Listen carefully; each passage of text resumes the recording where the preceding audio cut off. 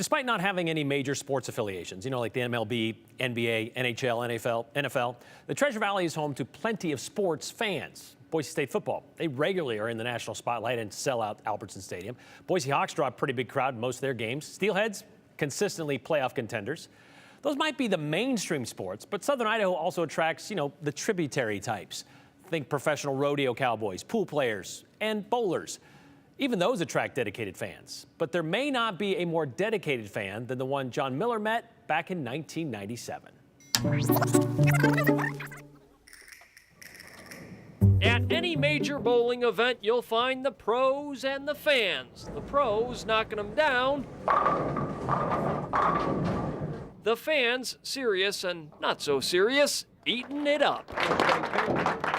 How are the fans here in Boise? They've been great. Guys like Pete Couture heading for a perfect 300 game.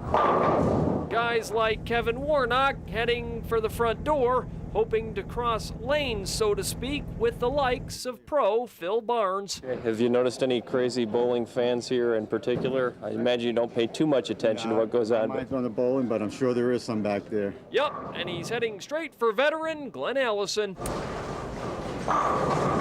Mr. Allison, I was hoping I could get you to autograph my Glenn Allison bowling card. And I also have my bowling pin I was hoping to get you to sign. You see, the pros have their game plans. Kevin Warnock has his. Well, my game plan was just to try and lay my hands on a bowling pin because it'll look the coolest in my den. So you got to call up the bowling alley and try to acquire a fresh bowling pin. Yeah, I called a couple of 2 or 3, and most of them thought I was on some sort of a hallucinogen because I guess it's not a request they get every day. I'd like to buy a bowling pin. So if it's a professional event and it's in Boise, you're going to be there.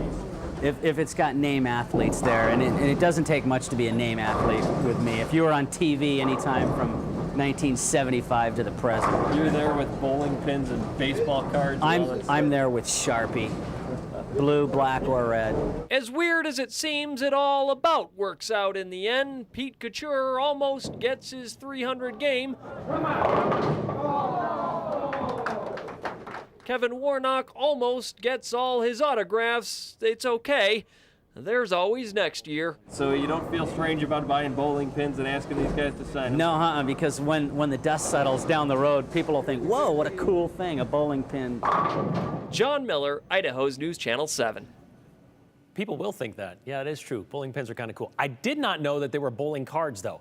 Okay, so fans being that close to the action, you saw them lined up there at Westie's. Bowling might be one of the few sports where it's possible to walk right up to the pros and ask for an autograph, as you just saw, or at least it used to be. And lucky for us, Aspen Shumpert learned it was almost as easy to track down Kevin. He still lives here in Boise, so we wanted to know if he still has all of that pro paraphernalia he's collected all those years ago. Well, he does, and a whole lot more. If they're in town, you might as well go hang out with them. Those are words Boise man Kevin Warnock lives by. The boxing glove? Well, this is signed by a skater turned boxer by the name of Tanya Harding. It's also why he ended up in a 1997 John Miller story at Westie's Garden Lanes bowling alley during a professional bowling tournament. I came down here, had this bowling pin, and I'm gonna nab a few autographs, and then this guy comes up to me and says, hey, what are you doing? And the rest is history. Him being John Miller. Right. I said, dude, I am not the story here. This guy bowled a 900 series, okay? I had nothing better to do. I didn't have to be to work till 3 o'clock. You got these senior PBA guys down here bowling, so what else are you gonna do, watch Oprah? The bowling pin and sports card Kevin carried around, pinning down the pros for their signatures, is still in Kevin's possession today. Mike Durbin, Pete Couture, Glenn Allison, Gary Dickinson, Tita Semez, Dave Suter, Mike Durbin. But there's a twist.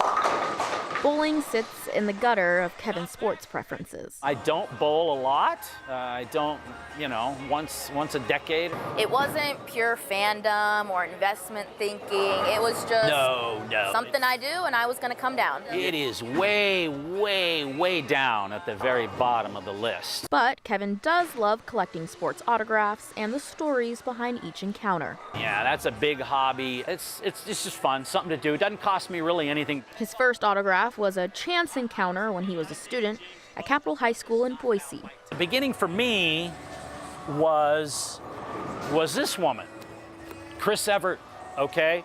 This is special year-end issue Sportswoman of the Year, 1976, Chris Evert. Fast forward 3 years, she comes to Capitol High School, okay? World team tennis. After the match was over, she's walking out, and I had, all I had was this paper towel or piece of paper, whatever it is, had already gotten, and she signed it. Kicking off decades of autograph adventures. To second place in the NCAA playoffs in 1966. James Buster Douglas, right, comes to Boise, and he knocked out the invincible Mike Tyson, right? So I'm down at a gas station collecting his autograph. He was here they had a boxing smoker, and so he signs these gloves. James Buster Douglas, peace and love. Now his collection is close to 300 signed items. Sports Illustrated covers making up about 200 of his collection. Sportsman of the Year issues, the Heisman Trophy winner issues are my faves. And he's never sold a single item. Are you still carrying a Sharpie in your pocket? No, everything's kind of planned now, but I have been at places where I've got to borrow a pen. I've got to buy a pen. Almost all of his interactions with these athletes he receives autographs from are when they're in town, somewhere in Idaho, for whatever reason, whether it be a card show or planned events. And he's still fulfilling this hobby now with his son. They are both getting ready for the Idaho Falls Chuckers to be in town to play the Boise Hawks. He says the Chuckers is managed by Troy Percival, who was on the mound when the Angels won the 2002 World Series over the Giants. Kevin has a cover from the LA Times from that day that he's going to ask Percival to sign. And has connection to Boise as well. Troy Percival does, and so that's kind of a good thing. But like chasing down Buster Douglas at a gas station, like other than card shows, he just randomly finds these people. Sometimes, yeah, mostly planned events, card shows. Okay. Now, sometimes it might be the random encounter. One of those was at Disneyland. He has so many stories, but yes. If you've been on TV since 1975, Kevin probably knows who you are. That's what he's trying to say. All right, thanks, Aspen.